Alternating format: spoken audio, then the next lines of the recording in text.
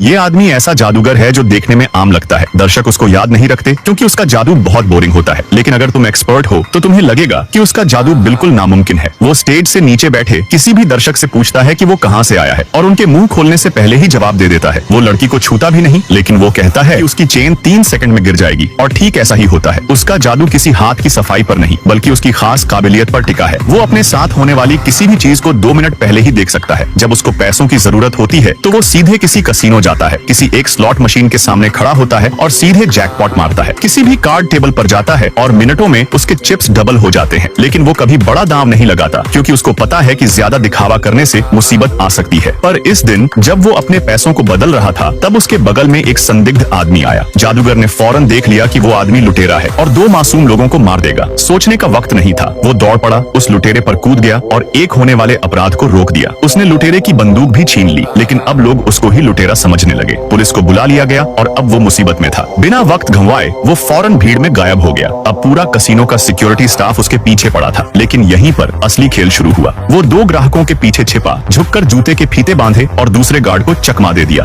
खड़ा हुआ, मुड़ा, आंखें बंद की, तीसरे गार्ड से बचा। घड़ी देखी, बिल्कुल सही टाइम पर भीड़ के साथ हिला और चौथे गार्ड की नजर से ओझल हो गया। एकदम परफेक्ट टाइमिंग के साथ गलियारे में घुसा और 5वें गार्ड से बच निकला। छठे और 7वें गार्ड की ब्लाइंड स्पॉट्स को पकड़ते हुए इतनी सफाई से निकला कि उनके बगल से निकलते हुए भी उन्हें पता नहीं चला। कसीनो के मॉनिटर पर सिक्योरिटी कैमरे दिखा रहे थे कि वो हर जगह घूम रहा है, लेकिन किसी गार्ड को वो दिख ही नहीं रहा था। वो बाथरूम में गया, जैकेट और शर्ट उतारी और जब एक आदमी चेहरा धो रहा था तो उसकी टोपी चुरा ली। अब वो एक काउबॉय की तरह बाहर आया, वेंडिंग मशीन के सामने झुका और 8वें और 9वें गार्ड से बचते हुए कसीनो के गेट तक आ गया। बाहर सर्विस स्टाफ 2 सेकंड के लिए ध्यान हटाता है और उसी पल वो एक स्पोर्ट्स कार में बैठकर फरार हो जाता है।